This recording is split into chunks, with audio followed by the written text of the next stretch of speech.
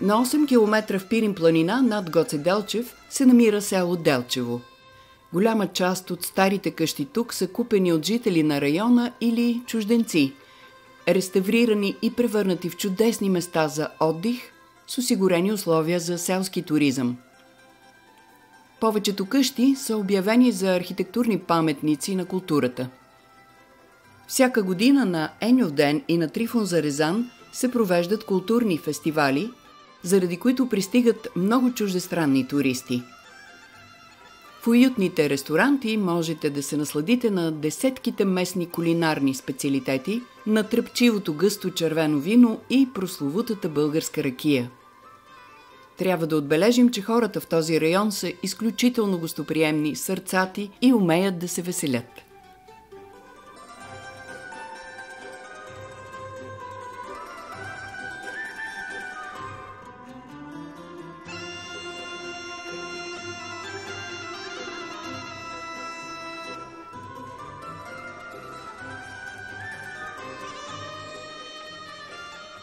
Друго любимо място, където често се събират в празнични дни, са Попови ливади. Седловина между Среден и Южен Пирин с височина 1430 метра. Това са безброй слънчеви поляни, обградени с високи бели борове, смърчове и бели мури. Изобилстват от уникални цветя, гъби, горски плодове и бистри потоци. Пътищата до тази местност са перфектни, изградени по европейски проекти. Има чудесни условия за отдих в частни хотели, почивни станции и вили.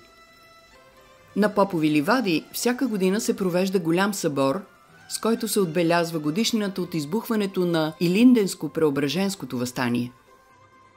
Благодарните поколения на всички важни празници почитат героите революционери от миналото с поклон и много цветя. Огромна е обичта на местното население към Гоце Делчев, революционер от Национално-освободителната организация на българите, вътрешна македоно-одринска революционна организация. По време на османското робство той загива в бой с турска потеря. Днес градът носи неговото име.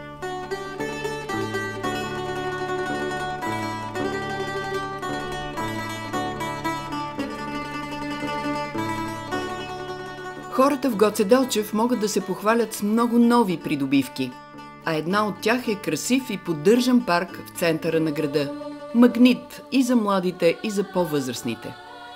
Различни дървесни видове и екзотични цветя, няколко детски площадки, напълно обновен градски стадион, сцена за изяви и концерти, уютни ресторанти, безплатен интернет, различни изложби, празници за младите. Това са част от нещата, които привличат хората в парка всеки ден.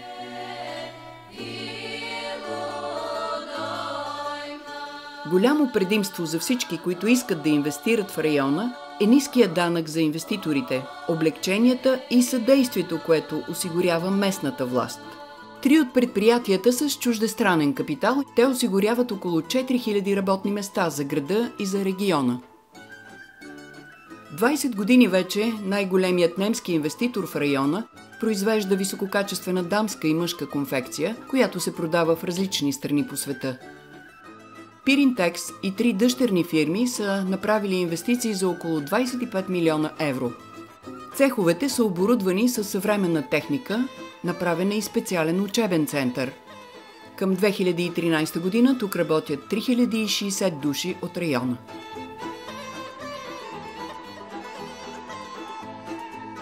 Предприятието Пиринпласт е акционерно дружество и е една от водещите фирми в този бранш.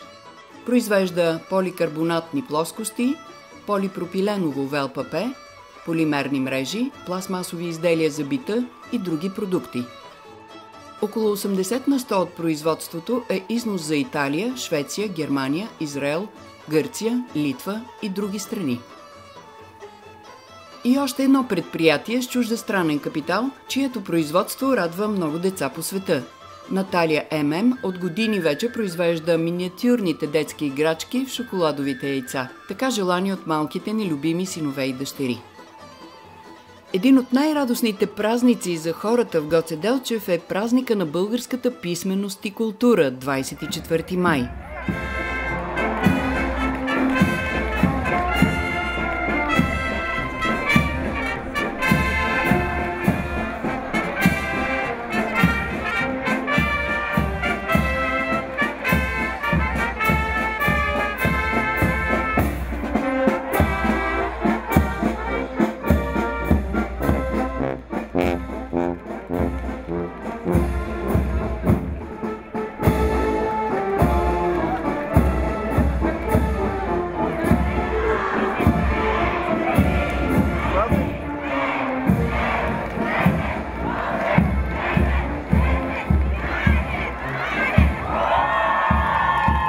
Това е празника на всички млади хора, на техните учители, на творците в сферата на културата.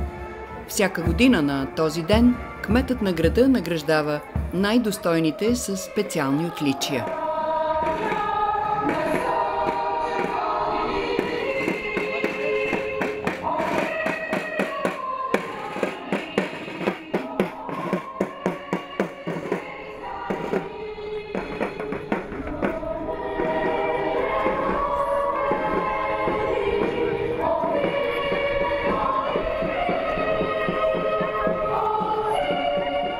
По повод празника на писмеността, града има своя почетен гост.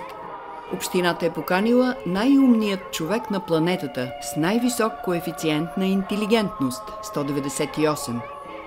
Евангелос Кациулис е на 36 години от Солун, Гърция. Очарован от красивия град и гостоприемните домакини, господин Кациулис проведе тест с над 50 ученици, за да сформира група за работа с надарени деца. Младият мъж има академия за откриване и развитие способностите на деца с висока интелигентност. В близост до град Гоце Делчев се намират 3 невероятни селища, в които удоволствие да отдъхнеш.